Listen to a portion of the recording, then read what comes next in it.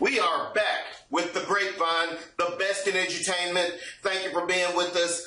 Once again, thank you, Doc Smith, for coming here and sharing some time with us. And once again, you're going to be able to see this show, the first show on conduitconnections.com, making your connections. Go there and connect yourself with a bunch of different things you need. And if you don't see it, let us know, and we can make sure that we connect it with you and you with it.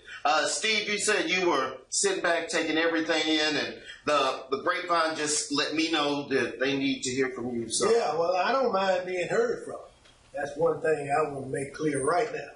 But again, what I was trying to say, guys, is that the last thing I want to do is be redundant in what's being said. But in all actuality, it does. Everything we're talking about surfaces itself around greed. You know, for example, going back to, we was talking about the Civil War. You know, everything dealing with the Civil War was a disagreement between the North and the South, you know, with the North being industrious and the South being agricultural, you know, where pretty much what was happening is we got all of this product going on, the cotton and the tobacco and all of that, and it's being sold to the North, and the North is taking it and they're selling it for the prices that the South don't want to pay for. So the disagreement is, okay, if you don't drop the prices, we're not going to give you the material. So, okay, well, if you don't give us the material, we're going to hit you upside your head, you know. And what does it all surface around? The South, you're taking too much money from it. The North, you know what, well, we ain't going to drop the price, you know. And all of that surfaces around Eli Whitney, the creation of the cotton gin and all these different things that's going on.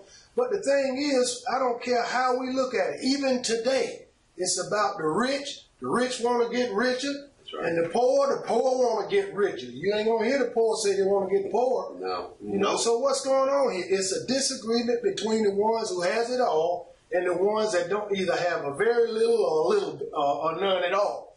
So what's going to happen now? Bottom line is you're going to make them people mad. They're going to make you mad. And then there comes that war you was talking about. As long as they can keep us fighting each other,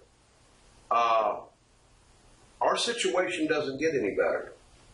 Our situation will only get better when we get together and fight the real enemy of the Constitution, the real enemy of freedom, the real enemy of personal liberty. And that enemy is the biggest, baddest gang in America. And they wear three-piece suits. And they work in Washington, D.C. Well, they work in Wall Street. They work, well, in both places. They got a couple of offices. Yeah, they branch out.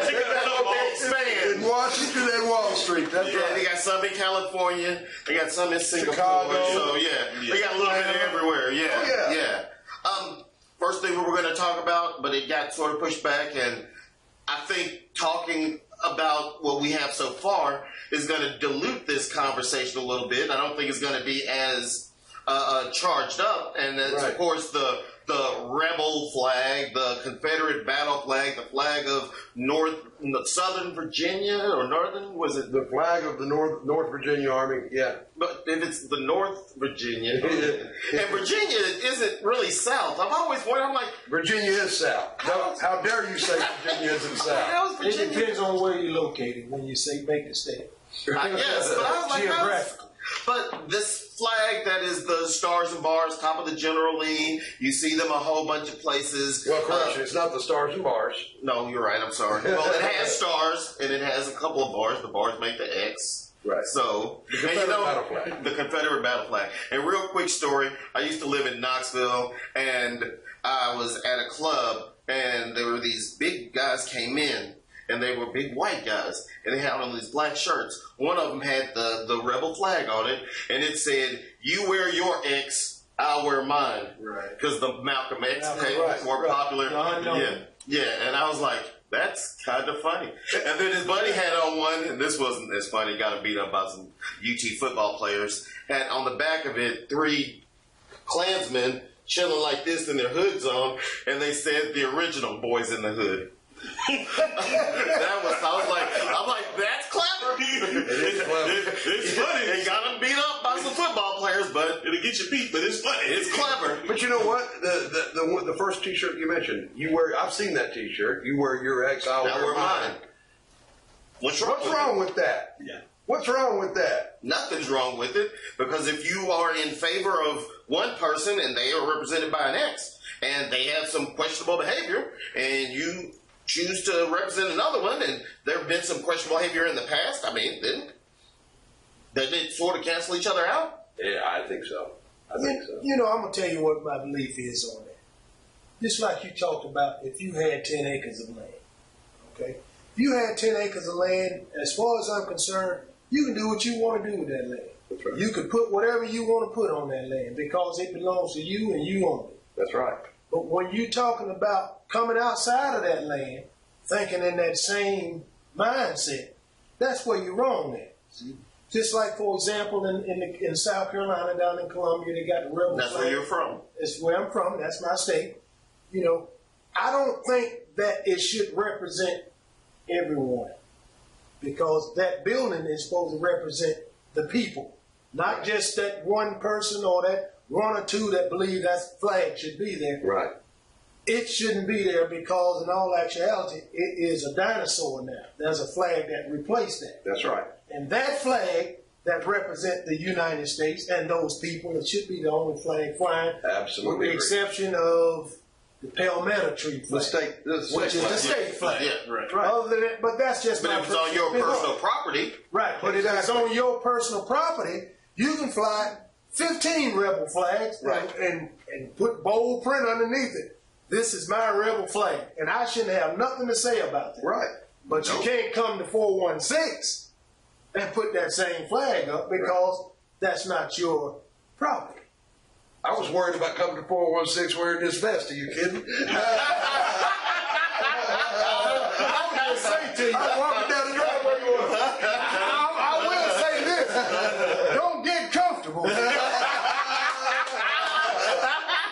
are some people that run around this area right here that may not take to it very well. Right. But if I had anything to say about it, I would say to the ones that didn't agree with it, hey, wait a minute, you can't judge a man by his flag.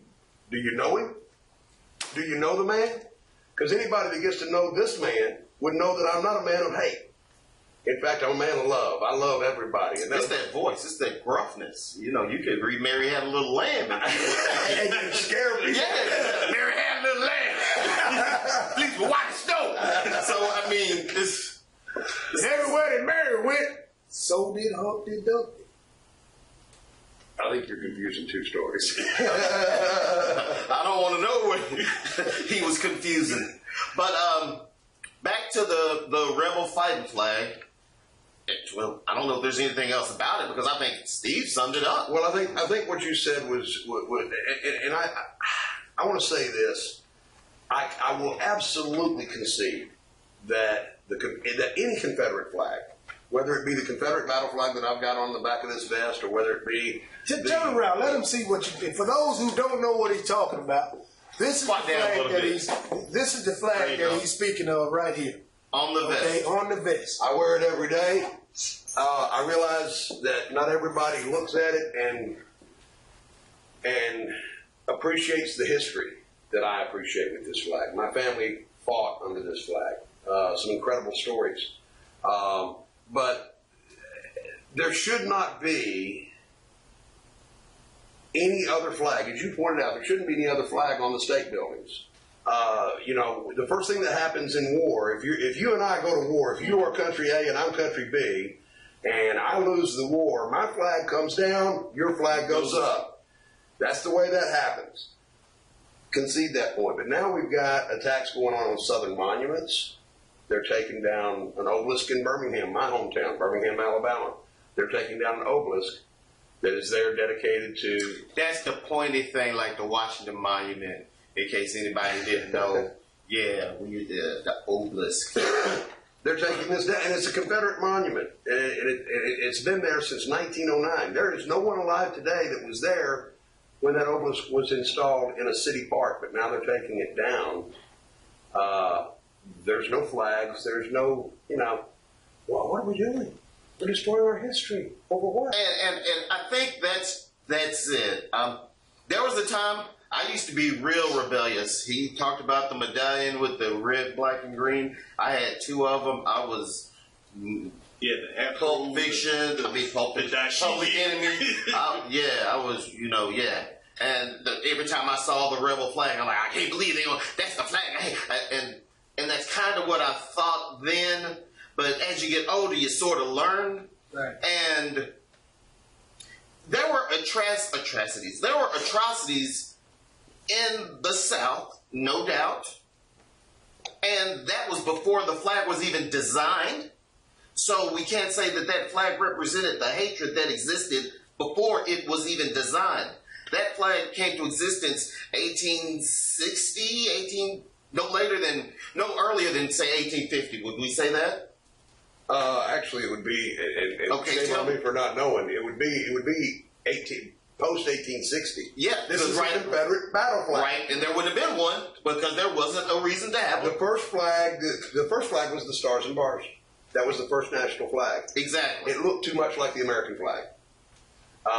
So they changed it to the second national flag, which has this representation up in the corner on a plain white field. Well, they found that looked too much like a surrender flag. Right. So they gave it the third, that red stripe on the end, and that was that. Those are the official flags of the Confederacy, which fly nowhere. You don't see them. But there wouldn't have been a need for them prior to 1860. Right. So was slavery around in 1840? Absolutely. Was slavery around in 1600? Yes. So the atrocities that were happening were being done on a national level, and that flag was represented, or that represented that was the good old American flag, where there